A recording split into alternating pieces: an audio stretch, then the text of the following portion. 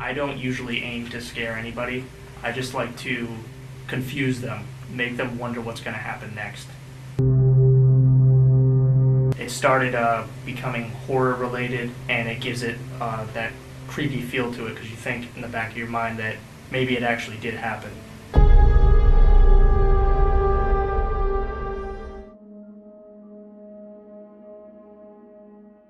Creepypasta is a form of online storytelling. It comes from the term copypasta, which is an internet phenomenon. So what it basically is like campfire stories being shared online, online urban legends, online folklore, and it always has an air of truth to it. They'll play it off as though it's true, even if it isn't. And it gives it that creepy feel to it because you think in the back of your mind that maybe it actually did happen.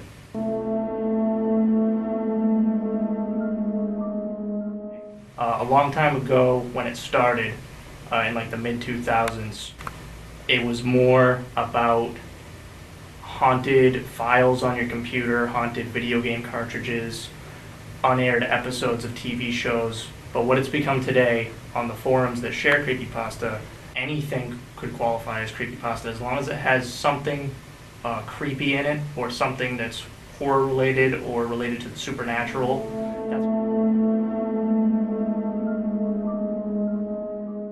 I was always a fan of the video game ones because I'm an avid gamer. So I would read about the haunted video game cartridges, and that's kind of what I enjoyed about it. So when I started writing them, I set out to write a story about a haunted video game.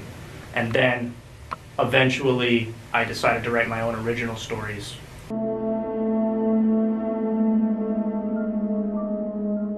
It's very hard to scare somebody. It's easier to unnerve them, but I don't usually aim to scare anybody. I just like to confuse them, make them wonder what's going to happen next.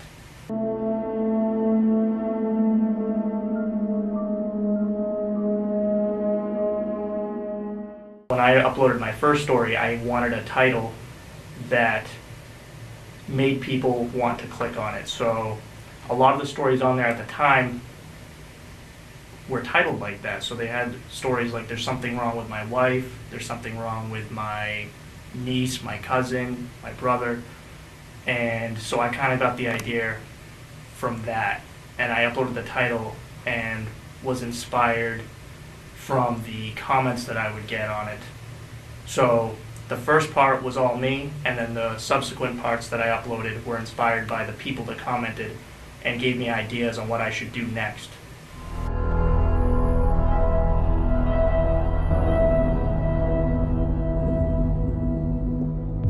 There's something terribly wrong with my son. He's only 4 months old, but I can still tell that he isn't acting like himself. He used to laugh whenever I made funny faces, but now he just stares at me. He stares at me with a blank yet strange expression. He used to cry at night, just like a normal infant, but now he just lies there looking at the ceiling from the comfort of his crib. It's downright weird. I'm not even sure if he's sleeping anymore. Every time I get up in the middle of the night to check on him, he's just lying there with that same facial expression, staring at nothing. He stares at nothing, that is, until I enter the room. Then he turns his attention to me. I don't like it. I truly don't. I decided to take the little guy to the doctor's office shortly after this string of occurrences began. As unsettling as the ordeal seemed, I was more concerned than anything else. This was my only child, after all, and being a single parent tends to leave little room for me to do much else but worry. Sometimes I wish I had someone to share the burden with. For now, it's just me and him. Upon arriving at the doctor's office, I noticed that there were others in the waiting room. A mother, her son, and their service dog. I'm fairly certain the mother was deaf. The boy looked to be about 3 years of age. He looked over at us and smiled. but his amused demeanor was abruptly replaced with what appeared to be a look of terror. He scrambled over to his mom's leg and hid behind it.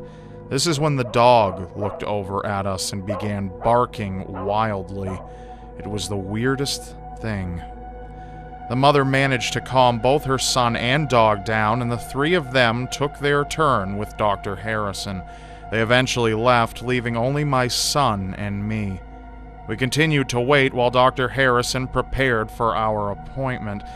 The time that then passed must have amounted to only a few mere minutes, but it felt like a hell of a lot longer. I could see my son staring at me out of the corner of my field of vision. I could feel his eyes piercing through mine, even though I refused to look back at him. I can't explain it, but an odd sense of anxiety began growing within me. Luckily, Dr. Harrison came out and saved me from my private anguish. It sounds awful, but I could not bear to be alone with my son any longer.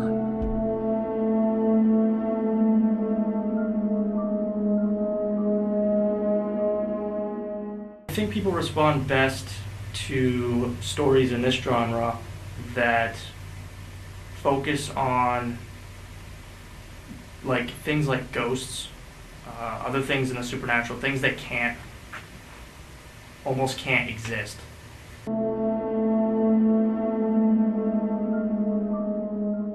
Generally, movies don't scare me at all anymore. They used to when I was younger.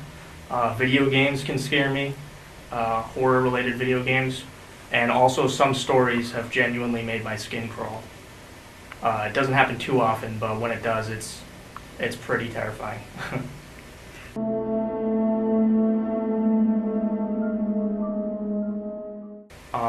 I have one called The Statue in the Park, which is about this statue here in town with the cannons, which is right near my house and right near the TV station. That inspired one of my stories. And then there's another one called The Blood Keeper that was inspired by St. Patrick's Cemetery across from Mill Pond Diner, because I've gone over there many times with friends and family, because we all share an interest in the paranormal, and sometimes we'll go over there and investigate. So I used those investigations as inspiration for a story. And then there's another one called The Attic in the Basement. That one, my best friend Brandon shared a memory with me that he had from when he was younger at his aunt's house about how he went into his aunt's basement, and he swears to this day that there was a door down there that led straight to the attic, which doesn't make any sense. And I told him he was probably dreaming, but he's adamant that he wasn't. He's been down there since, there's no door, but I used that as inspiration to inspire a story as well. And that house is also here in Wareham. So a lot of locations and events, I'll exaggerate them to make them more interesting, but at their core, it's something that actually happened, or it's an actual place.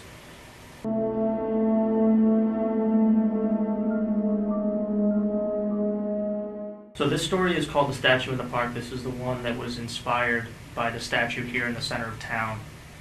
And it's included in a book called Six Plots that my good friend Kenneth Cole put together with me and 5 other authors.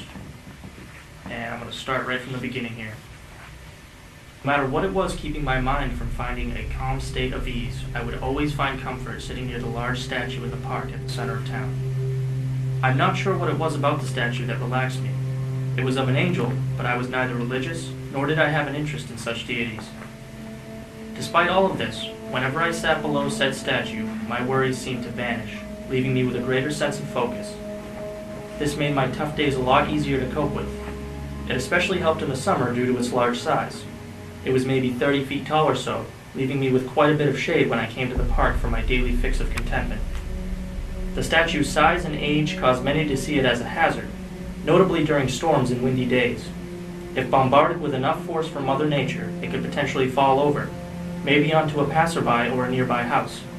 I didn't care.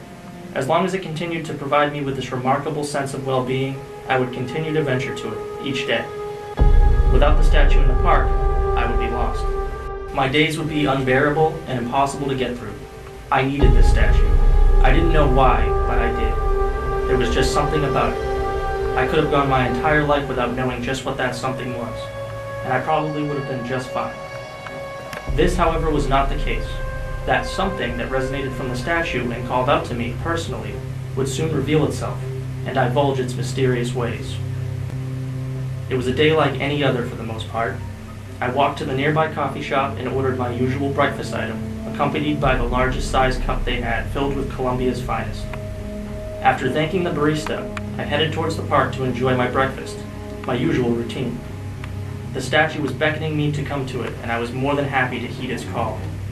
With every step towards the park, I became calmer, knowing that I was a little bit closer to the ultimate comfort. A thought did cross my mind, however, one that crossed my mind more than I would have liked to admit. Why did I find such a sense of inner peace near the inanimate object? What gave the statue its reassuring properties? Or worse, what if it had no special effects, and I was just suffering from some sort of mental condition, making me irrationally dependent on it? I quickly discarded these thoughts, knowing that overthinking would just make me more anxious. Besides, peace of mind was just around the corner, or so I thought. I couldn't believe it. I just couldn't believe it. As the park came into view, I had to rub my eyes just to make sure I wasn't seeing things. The statue was nowhere to be seen.